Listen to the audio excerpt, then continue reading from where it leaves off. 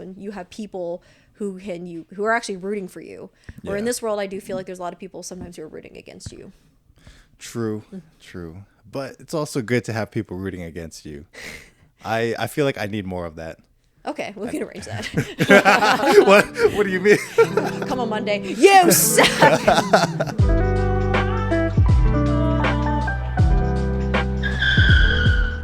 Take me through, like, I want to know what your thoughts were the very first Mindful Miles meeting. Like, did you know people were going to show up, or did you like have... No, I did not. Okay, so the first one is like doesn't really count because like you came to that one and like friends came to that one. So like I feel we had a good turnout, which is like for the first one we had like 32 or something. But like if I erase all the people who like were my friends and like who are not runners, like, you know, if I didn't have that support, then it would of course be like a lower number. But that day that we got there early and waiting for people to start showing up, like I was really nervous. Really? And like the day that I posted the first, I made the Mindful Miles account and then I made the first post.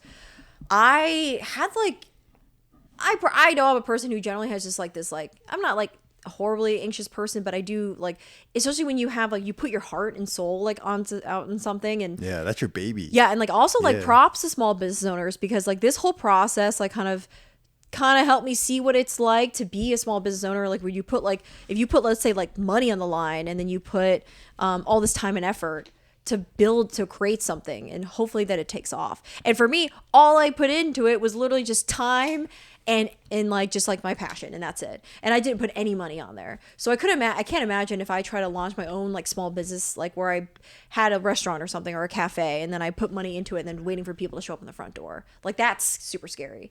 So I launched it and I was like having some like uneasiness with it, because I'm like, oh, what if like the community doesn't like accept like what I have to offer, or like what if it just doesn't really take off. Mm-hmm. So then that first day, since I already had confirmation that like there was about like, you know, a certain amount of people coming, then I'm like, okay, well, it's not that bad. But it's not the friends that I really cared about to come. It was the non-friends, because that means that whatever stuff that I was putting out there in the world, almost it was just in my Instagram at that point, like, or in like a flyer that the place that we normally go to, which is Chambly Tap Market, that they put out there, like who actually looked at it and be like, hey, I want to join this group.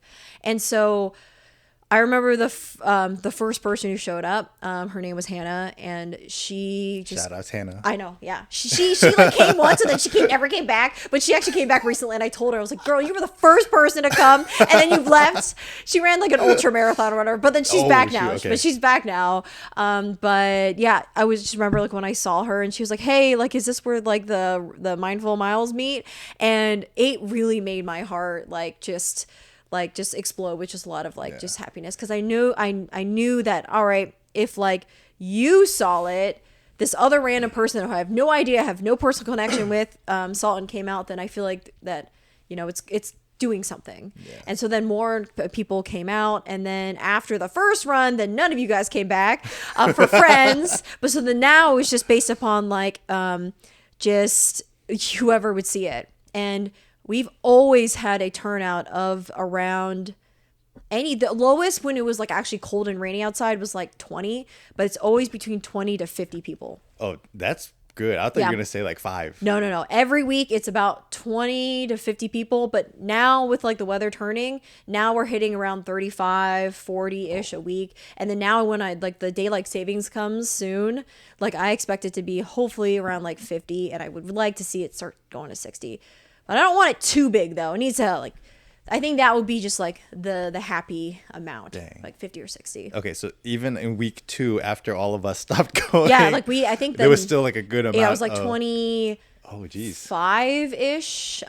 For like the first few ones, I know I posted like group photos of us. But like I think once I had the first run with like content, then you can kind of start creating something. Then you put it out there, and the algorithm like kind of just churns it. And then the place that we hosted at, like they have like an Instagram following, so more people can see like, oh wow, this is like a legitimate group. And I was very proud of like the content video that I made for it, because it made the group look very fun, inviting as it is. So I think it just made it very easy for people to be like, hey, let's go like check this like kind of group out. Dang. Yeah. Okay. So it was strong. And like there was so that was like the beginnings of it. And actually the most impactful run that we've had was specifically October 21st, where That's very specific. yes, I was able to tap into the Subtle Asian Atlanta kind of like group. And Jeff and I were just sitting there waiting for the run to start and people to come, and like a bunch of Asians came out of nowhere. Like they like literally came in, like almost like 20 of them just like came at once. And I was like, who are these people? And then it ends up turning out to be like now people who are all on my exec board for Mindful Miles that I literally made like a week and a half ago. Do you have an exec board? Now I do, yeah. Because like Wow. now it's gotten too big and like that I like can't necessarily manage it on my own now. So I need some people. Okay, you're official now. May sound Wow. big, but I'm literally like I was doing everything. So I am Yeah. the content creator. I run all the social media. So I run the Strava, the Instagram, the Discord, and then give one thing to Jeff. he'll help with like a lot of like he'll be like present, and then like he'll just help kidding. with other things too. Yeah, But yeah. you know, it has to come from like the ideas and Yeah. like, and a lot of it just kind of exists in my brain. So then yeah, I'll social media manager, content creator, and then also I'm the person who takes the content like during the event and then makes the routes, manages like making sure that everyone goes to the right places in terms of like on our routes, and then correspondence with like, you know, our sponsor and any brands or any place that we work with. So it's a lot. That's a lot of work. Yeah, and then now also like t-shirt designer and stuff and like all this other crap. So like after a while you're just like, okay, this is getting like, it's getting a lot. And then now like I felt, and also I don't think I was ready to create an executive board team, because then I have to know exactly like what direction that I'm trying to take this group, and then I also have to like really seek out people who I think would represent the group and like do the best. So Right. it takes a few months to like kind of see like who is going to actually show up, who actually like is passionate about this too, and who are good like community leaders. So on that day of October 21st, pretty much all the people on my exec board, they're all the ones who all came on that day, and it changed like Mindful like from then on there, like from that date, because then consistently then we started getting like 30, 35, 40 people, and it just kind of, we just kept going. And now these are people who want to do races, and they wanted to go out and like be really active and be like excited to try different things. And so that's when I just saw the club like take off. Dang. Yeah. That's crazy. That's actually wild. Yeah, I'm and then- proud of you. That's so cool. Thank you. And then literally we had a few weeks of sun, and because I didn't take into account that like, oh, I'm going to launch this thing, because I launched it literally in September, like mid-September. And then it was a few weeks of like seeing everybody like super great, and then daylight savings hit and it was pitch black when we Oh met. yeah, it was rough. Yeah, so then I was like, oh wow, this actually kind of sucks. So pretty much the entirety of our club existing has been in the dark. And we've done like a handful of like weekend events, but not too many, because it's been like, you know, the holidays, and then you have it being cold and like it's being dark outside. So I'm proud for literally what we've been able to like achieve and grow, despite it being like a really not great time to be outside and run. So that's why like I'm trying to get the schedule ready for the spring and then the summer, when like, you know, people actually want to be outside and be more active. Yeah, because if you're out there running in the dark and the cold, you want to be there. Yeah, you you're wanna not be just there. going casually. Yeah. Just to hang out. Like, dang, Yeah, that's crazy. That's why I felt like very happy with the amount of people, the people who are coming, because these are true, genuine people who really just want to like hang out and improve their fitness in whatever capacity or whatever level they wanted to improve it in or maintain. And then they just wanted to meet cool people. And that's literally what we're there for. Yeah. Speaking of meeting cool people, you know, there's a rep for run clubs being like the new dating scene or the new dating app. What do you think about all that? Well, I don't think that's been at my club yet. There's a couple of other clubs I think are more so prominent for that. But the thing is like that, okay, that is a great way to meet people. But then Because I have a few, more than a few friends who are single guys who are like, oh, we're going to join run club. I'm like, I don't know you run. And they're like, no, we're going to go meet girls. I mean, honestly, and I'm like, I guess. to me, okay, if I was single, I would probably try to find someone at Run Club, because already from there on, you can kind of see values wise where they're at. Like you can literally see their fitness, And like when you go hang at a run club, it's not, maybe other ones are, but mine isn't. Mine is very, very casual. Everyone, I'm hoping that I'm creating a space that everyone can feel like themselves. So it's just like you show up, people kind of are mingling at the beginning. I make announcements, we go on the run. A lot of people just talk and chill on their run. And so let's say you were potentially interested in somebody. It's like casual to talk, to chat, and to run at the same time. So you can really get to know somebody without like fully committing it, feeling like a date. Yeah. And you can get to know them like there, and then like maybe when you finally wanted to like go a little further, you'd be like, hey, like let's hang out outside of this. And it's not as awkward as like hitting up some rando person, because by that time you've been able to see a little bit of their grit and their dedication, that they can actually have a routine where they're like showing up to something consistently. And like even from like a personality wise, like if you can't really vibe on like a very simple run together, then probably not going to be able to vibe when you're like in a more formal setting with like dinner and stuff. Valid. So I think, but my group is like we're right now I feel like pretty even. We're like 50-50 guys and girls. My goal is to get to have more girls than guys, which is like for a mixed like gender like run club, that's pretty hard to do. Yeah. But if you go to other ones in different like parts of the city, like it is mostly guy heavy. Oh yeah. Yeah. Because they're not to run. They're also they wanna. They're trying to find girls. And then they kind of drive them away too. So yeah, that's good. Yeah, because like I've been to one where it's like you can feel in the air that some guy is like super thirsty and they're looking for somebody, something. Gross. And it's like, and then for girls, like it's like a little uncomfortable because like sometimes you just want to go just to run, and you don't want to be like swarm of different guys. So there is a lot of like there's a few girl like run clubs that exist that it's only girls only. Exclusively girls. But then that kind of sucks for the guy because you can't really find that. But for mine, I don't not know of that there's any like dating going on, because like sometimes that dating can bring toxicity too. Because then you don't like get out and then you're like you see each other at the run club and it's all awkward and creating drama. Like no, none of that shit. Like go take that somewhere else. Yeah, that's true. I guess it's kind of similar to like if you're at the gym and then like should you approach your gym crush or not, but then people are like no, because if things don't work out, if they reject you, you still gotta go work out. You gotta go to gym. So it's kind of like don't shit where you eat, man. Yeah, that's and don't shit where you run. But I think that it could work out. Like I know that if I was looking for somebody in this time, that would definitely be my approach, is like a place you can meet a lot of people. And if you want to make sure that they match, like, you know, personality wise, physically wise, attractiveness, like you want somebody who's going to be already somewhat fit, that they can hold on to running, and they can, like, you know, again, look clean, presentable, like they push themselves, like, no, it checks a lot of boxes. My concern would be mostly, and you saw how I looked when I was running today. I looked great at the beginning, but I couldn't even you were talking to me and I was like, yes, I've stopped talking to you. I was like, I've learned through like running with people, because I usually, when I go on our weekly runs, I try to run with like the people like start off the run in the front and then kind of like work my way towards the back to kind of hang out with people. And I used to talk to a bunch of people, and people definitely can't hold a conversation while running yet. So I learned to just.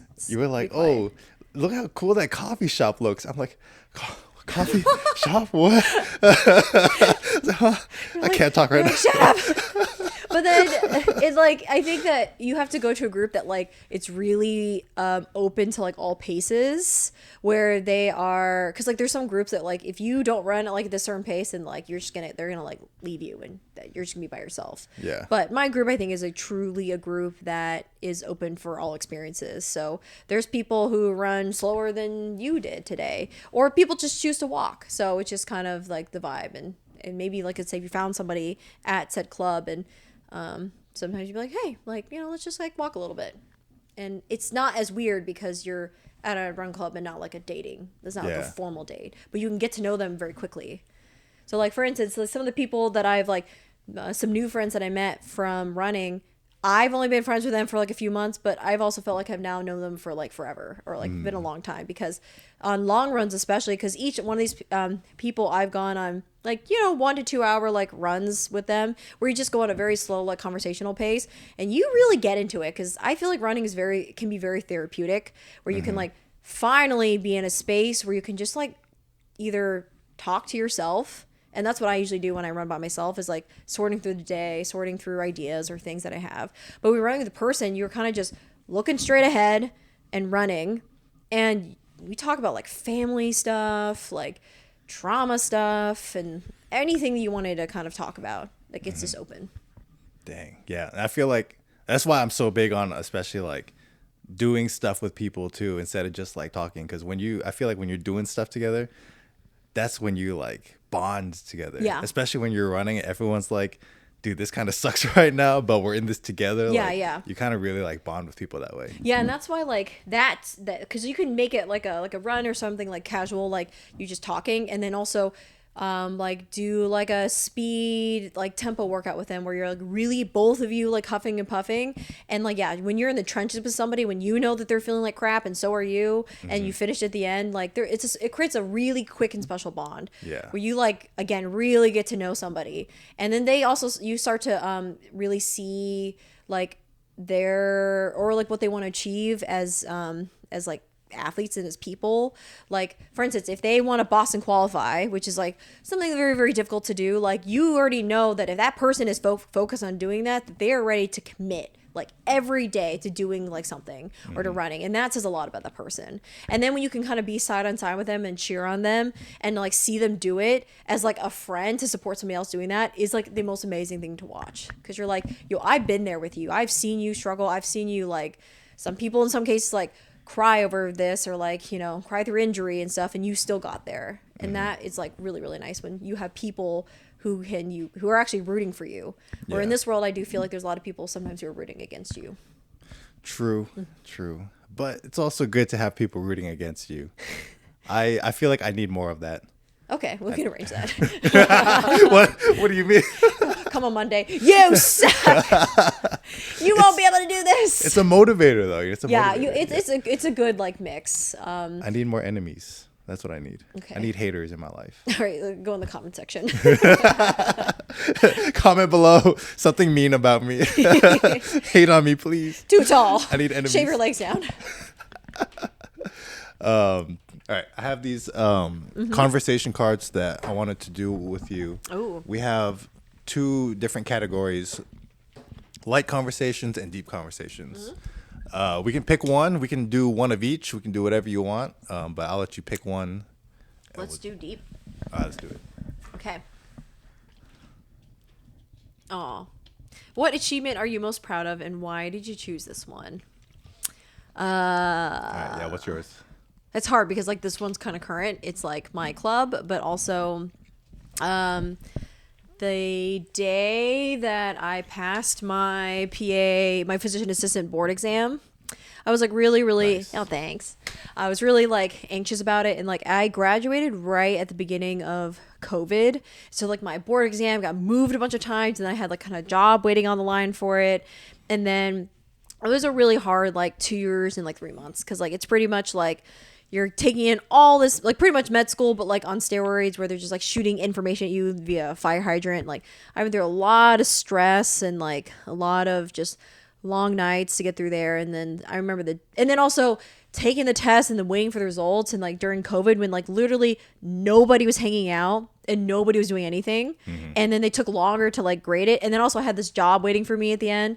Like the anxiety of waiting for these test results were like terrible, like very memorable. Cause you're just like the world is like going to shit and everyone's like dying and scared of COVID. And then I'm just waiting for this thing. And I remember like the day I passed, it was like just seeing that pass mark and then knowing that like I've like all the work that I put in and all the studying and everything like was like just paid off. Yeah. That's awesome. Yeah. So that was probably the most, because that's like a lifetime of like schooling all the way to get to this one singular moment. And then now like my most current like achievement, of course, is like, you know, starting my club. And honestly, like I've achieved everything that I wanted to do with it right now. So like if I shut it down right now, I would be happy. It's like I've done everything I need to do. Yeah. But now it's like we're in like we're first 5 months, and it's like, you know, what can we do in a year? So we have a lot of things. I want to work with like brands and get sponsored events and like do more community things, and not even just like for just branded sponsor events, but I also want to do like a lot of community like outreach type stuff. Like I want us to work with like nonprofits. I want us to like volunteer and do things together, something that we're enacting change with others in the community, and then also taking even a step higher and maybe influencing some like policy changes, especially when it comes to funding for trails and our the upkeep of our community, the Chambly community at least, because then I have a group of people who like, hey, we run on the trails like every single week, and like people that we can advocate for, like again, safer trails, lights, like garbage cleanup, everything else. Yeah. So that's like kind of the highest tier. Or then maybe also even to like host a 5 or 10K in the future. That's like on my ticket. I think you could do it. I think so. I would plan like I would try to plan like the coolest, like take all the races I've ever done and put all like parts of certain races that I've ever wanted to do into like one singular race, and make the shirt like cool too, not like some ugly one, but like a one that you would want to wear that would look stylish too. Mm-hmm. So that's on the horizon, hopefully. Dang, that's like Joe's Funland, but for like your version of it, but with races, like all your favorite parts of different races. I know. Kathryn's Funland race. I see it right now. This could be like the worst race you've ever heard. Yeah. Have you ever done a Spartan race before? I have. Yeah. Did you ever do the one where like you have to like run through the fire and like there's like the Yeah, those are intense. Yeah. And like muddy, like so muddy. I think there was one that you had to like run through like electrical wires. Or yeah, something like I've done that one. They're fun though. It's like kind of a fun way to like do. It's like doing stupid shit with your friends. Essentially, is like what I get from those races. Like I never take it seriously. Like some people again like do it for time, which is like insane. But for me, it's kind of like you just walk to each one. Yeah, you just struggle and do it. a lot of upper body. I feel like Spartan races, I mean, not like girls can't do those things, but a lot of it is like upper body. So like I feel like you do need to know how to do like be able to do pull-ups and things, because a lot of them it's like monkey bars or like pulling yourself up for things. If you don't have that strength, then you can't really get through those as well. That's true. All right. For the sake of time, actually, yeah, for the sake of time, we're running really long. Really? How long? Yeah. We've been recording for like an hour and 20 minutes now. Whoa, you said your longest one was like an hour, so haha. Well, you and I could always like have like really good conversation. We've been talking all day already. I know. It's so different. We've hung out the whole day already, and then now we're talking more. But so we usually wrap up the podcast with a like time of words of wisdom from our guests. So do you have any imparting life lessons or words of wisdoms you want to share with me or the audience? Yeah, so I think we've already kind of touched on it, is like being open to do new things and just saying yes to things, even if it's things that you're sometimes afraid of, like as long as it's like safe, then as long as like you feel confident that you can get through whatever it is, then like just say yes, because I think that we're always in a world that people ever say no, and they're very guard and reserved. But when you actually open yourself to activities and things, and even to people, you'd be very surprised to see like what doors can open for you. And I think that that's helped me in my life and setting myself up for lots of things that I wanted to achieve by just being like, oh yeah, I'll totally like do things. And it doesn't have to be like you're doing something for somebody, but it's doing things for yourself. Like if you have this gnawing thing, you're like, wow, I really need to like get to the gym, or like really want to like talk to this girl, just like do it. Like what's the worst that can happen? They say no, and you're like, okay. Like I think people are afraid of rejection, and you have to like put yourself through those trials and tribulations to grow as a person. Like we can't just be feeling good all the time. Like sometimes you have to go through a little hardship and get your like yourselves like muddy and dirty, like fall sometimes, because then you come back a lot stronger. And that only helps me like from a personal standpoint in my relationships as well, and as well as like my career. Like I even like the start of my career, like even though being a PA is like one of my biggest accomplishments, because it just took a long time to get there, but like man, I was like before maybe a year and a half ago at this other job that I had, I was like really burned out and I was ready to quit. And but there was this kind of thing at me that was kind of scratching for a long time that was like, you need to leave, like you need to do it. And then the opportunity for my current job came up, and I was like, on the fence about it. I was like, no, I don't want to give up. I want to keep pushing at this job. And something told me, I was like, I need to stop. And now, like since then, life has really blossomed. I have time. I have like freedom to do things and good autonomy at work. And now I have like extra time to run this like mindful miles run club. So it's just being open to all the possibilities and saying yes. That's awesome. Yeah. Thank you so much for joining the podcast. This was a lot of fun. Thanks for having me. You are really good at talking, so I appreciate that. Is it not so much for others?